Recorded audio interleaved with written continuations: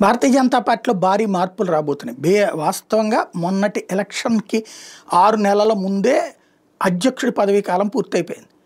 అప్పుడే కదా మనకి ఇక్కడ పురంధేశ్వరి గారిని కూడా తీసేసి ఇక్కడ ఆ ప్లేస్‌లో మాధవ్‌ని పెట్టడం కావచ్చు, ఇవన్నీ కూడా అప్పట్లో ఎలక్షన్స్ వరకు ఆపుకొచ్చారు. ఆ తర్వాత మాధవ్‌ని ఇది మార్చారు. తెలంగాణలో ముందే మార్చేసారు. అప్పుడు సోమవీర్రాజుని వీళ్ళని మార్చేసినటువంటిది చూసాం.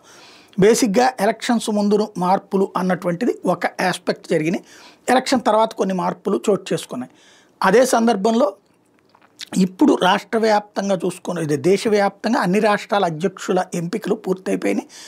ఇక జాతీయ అధ్యక్షుడైన నడ్డా పదవీ కాలం ఎప్పుడో పూర్తయిపోయింది. అందులో ఒకే మనిషికి 2 పోస్టులు, ఓ పక్కన అధ్యక్ష స్థానం, రెండో పక్కన మంత్రి పదవి అన్నటువంటిది కరెక్ట్ కాదు అన్నటువంటిది వాళ్ళ పార్టీ ఆ మధ్యన చెప్పుకొచ్చింది. కాకపోతే ఈయన కోసం కొంత ఎగ్జామ్షన్ ఇచ్చారు. ఎందుకంటే తమ మాట అమిత్ షా అంతా నడిపిస్తాడు, పేరుకి అధ్యక్షుడిగా నడ్డా ఉంటుంటారు. అలాంటి సందర్భంలో ఇప్పుడు నడ్డాది పదవికి ఆయనకి మంత్రి పదవి ఇచ్చేశారు కాబట్టి అధ్యక్ష స్థానం అప్పటికి క్లోజ్ అని తెలిసింది.